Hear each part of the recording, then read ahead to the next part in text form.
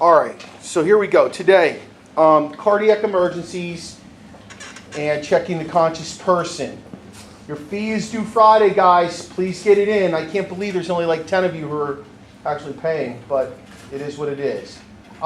Yellow group is the group that is actually responsible for current event this week. If you don't know if you're in the yellow group, allow me to tell you exactly who you are here in a few seconds.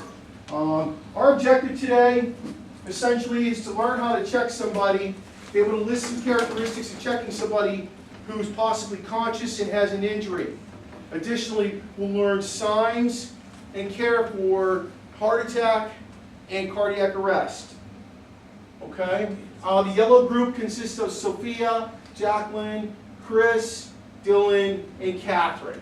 So your current event is going to be due on Friday. Any questions about that? Okay.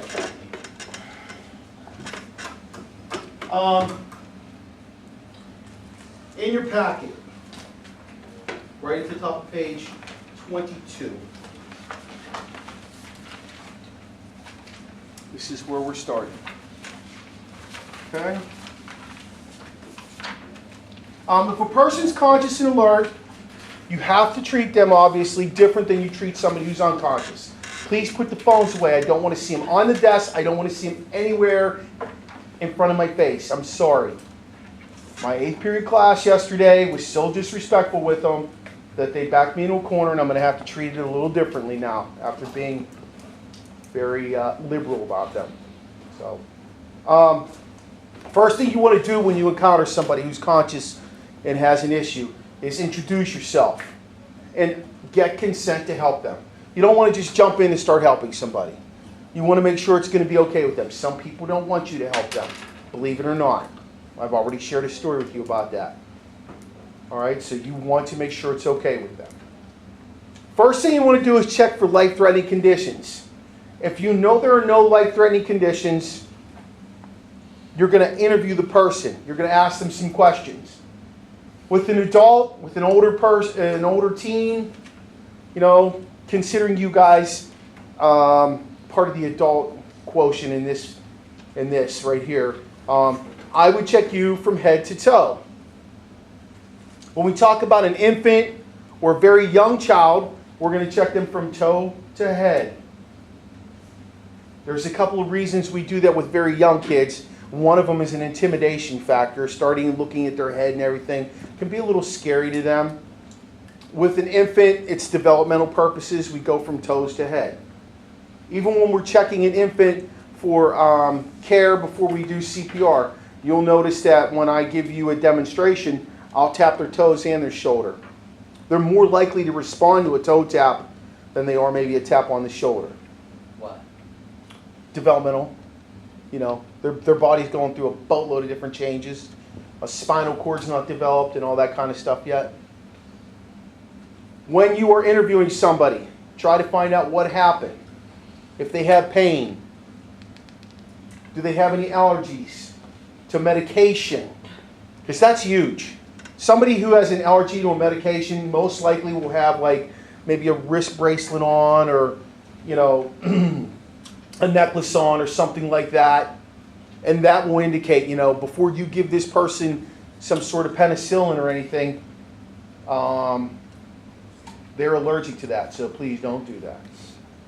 If the person has pain, that's what we get into asking them to describe it for you. Where does it hurt? How bad does it hurt? A great way to evaluate somebody who has pain and can tell you the exact location is a scale. On a scale of 1 to 10, meaning that 1, it doesn't hurt very much at all, and 10, it hurts excruciatingly.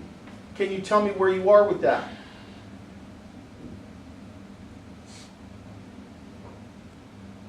That's going to be important for you. Why? Why do you think that's important to know? How bad they have pain?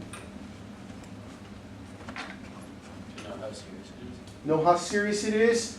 What else will be impacted by it? They can move. If you can move them, right. What else? Outstanding jobs.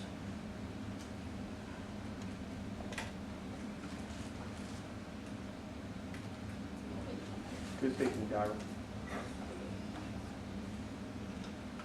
He put his effort into my class like he put in the role in that for you.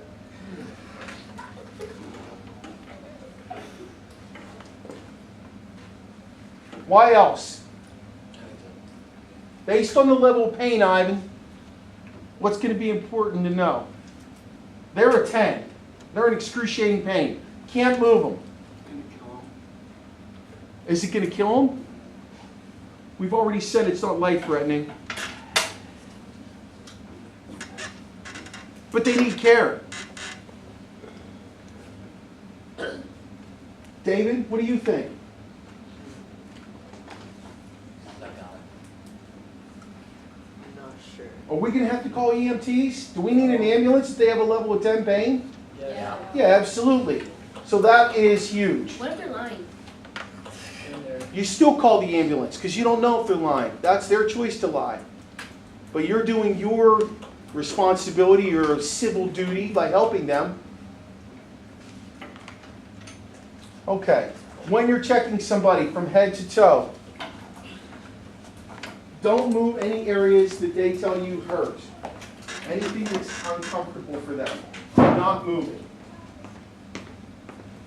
When you look at the head, look for blood. Look at their eyes. Okay, is there bleeding any place? Look for cuts, bruises, bumps.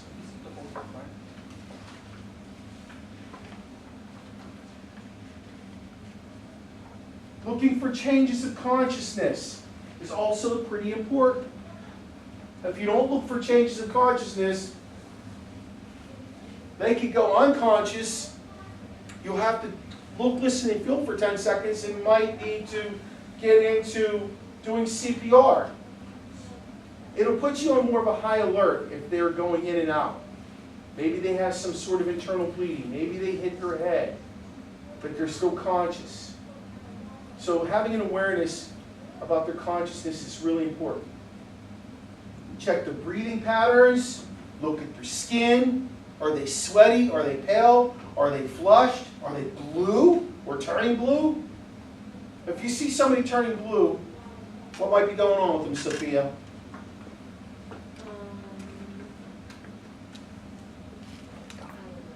You don't know? Breathe.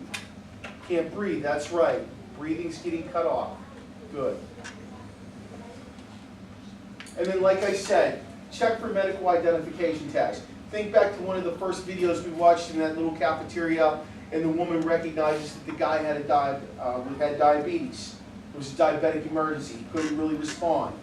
That was pretty important to know, because when she had that security guard call for support from 911, she could say, look, we've got a guy who's in a diabetic emergency here. So from that perspective, it's pretty important.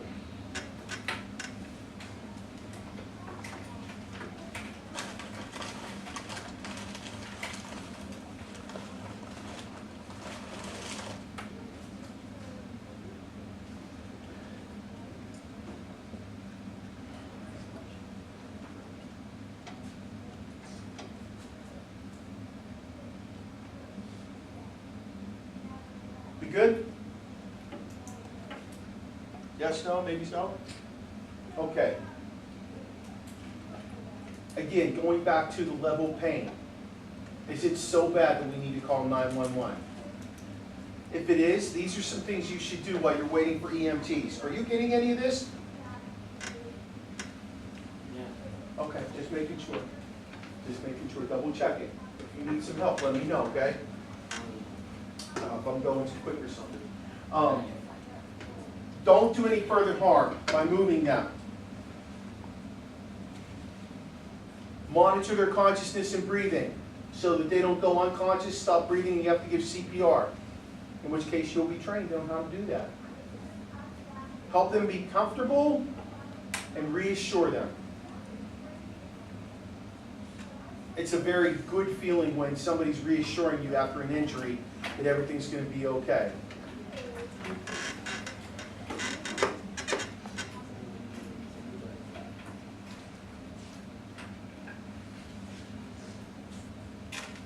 So those 4 things in and of themselves can really help somebody in an emergency situation.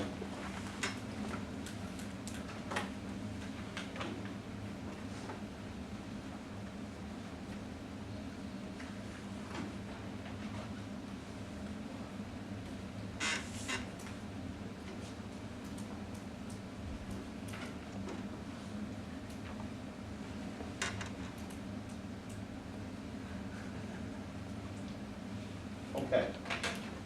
Checking for shock.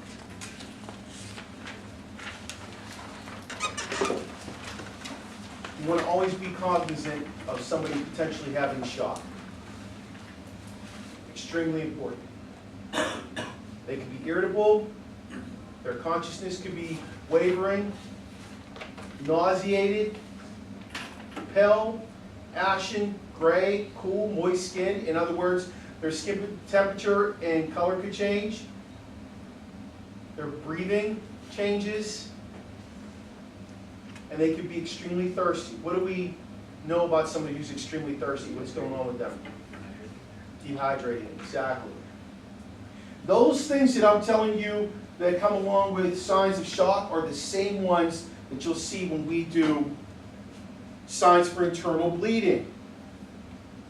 So when you write your little title down there, or when you write your information down there, make a little footnote that it's the same as internal bleeding. When we get into checking older people, guys, it can be a little different. Same as checking a little kid. When you're checking an older person, you kind of want to learn their name first and foremost. It sets older people at ease.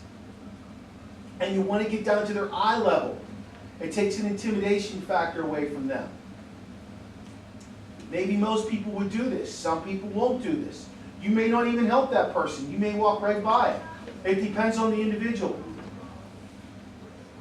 I know a few people in here who probably wouldn't help anybody. But that's okay. That's your choice.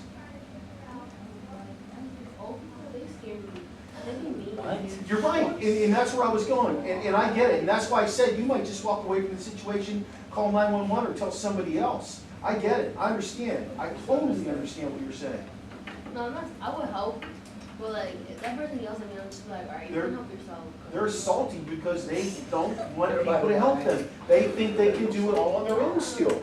They don't realize that they've reached a point in life where they need somebody to help them when they have something happen. When you're talking to an old person, you've got to slow down your talking. You've got to speak clear. You've got to speak in terms of things that they understand. Okay, you can't speak with modern lingo or anything like that. You know.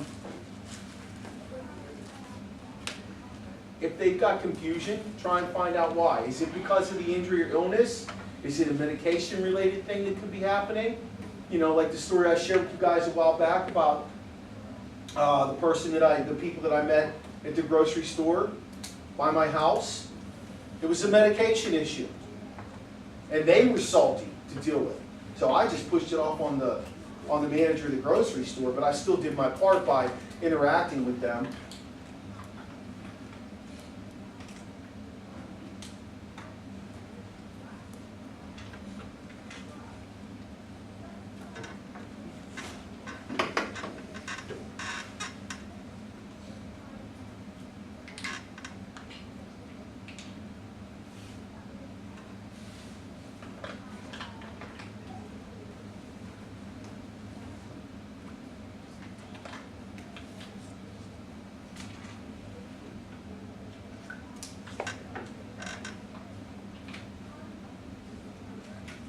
Okay, the last one is checking kids. Again, we're talking about a different animal here when we're checking kids. That is that sound effect. Tom. Okay, checking a young child. If they're that young that they're still with their parent, in other words, an infant maybe up till, 6, 7, 8 years old, check with the parent before you actually give the kid help. Give the parent your name.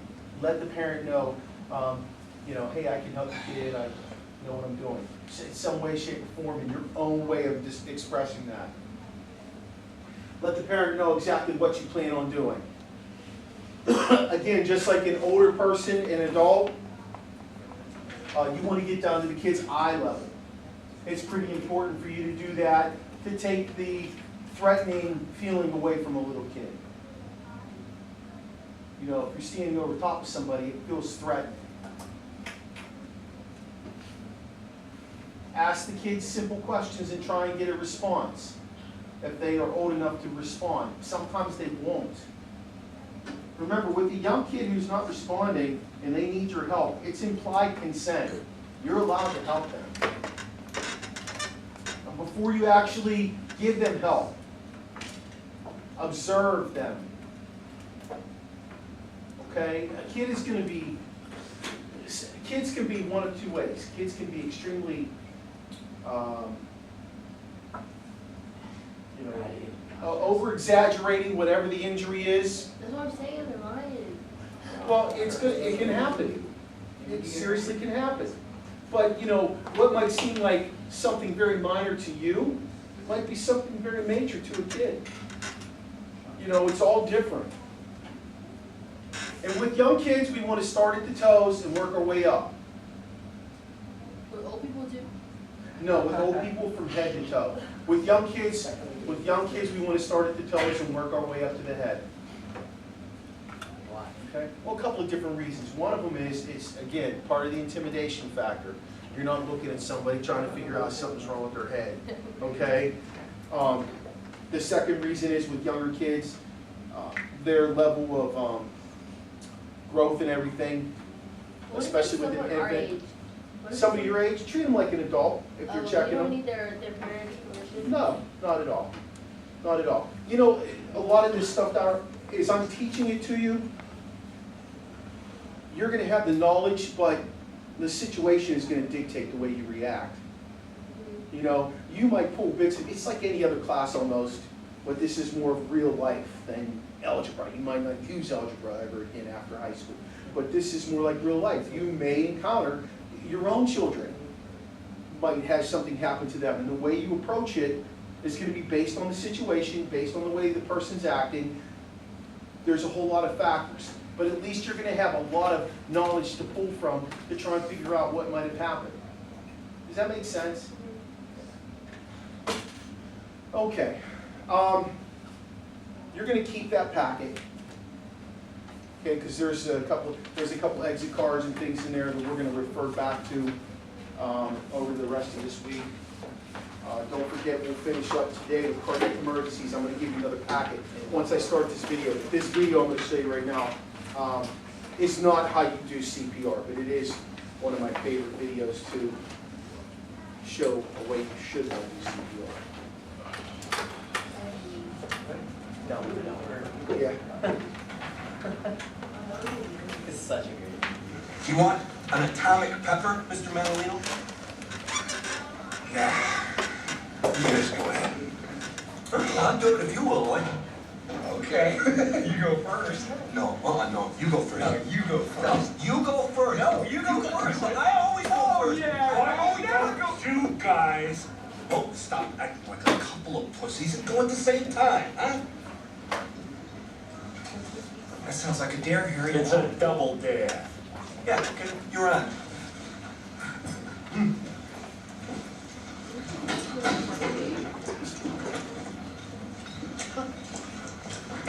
It's not so bad. It's more tingly than hot. Yeah.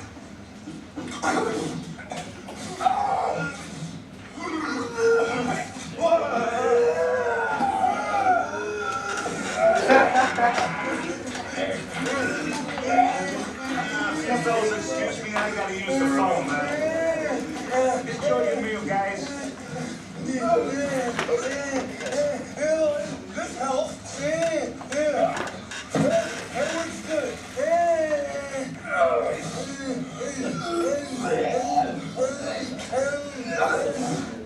Yeah, it's mental.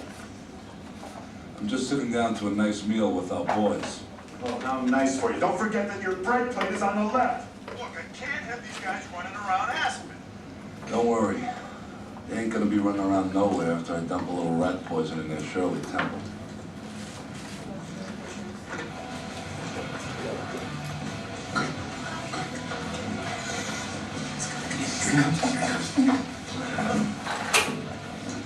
Met a girls? Yes, much better. Thank you for asking.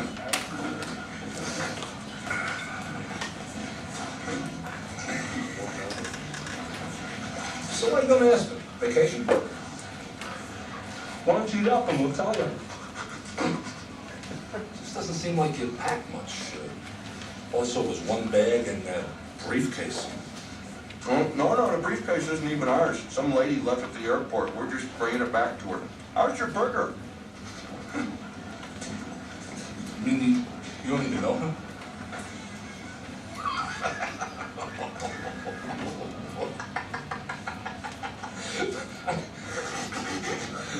Talking about being in the wrong place at the wrong time.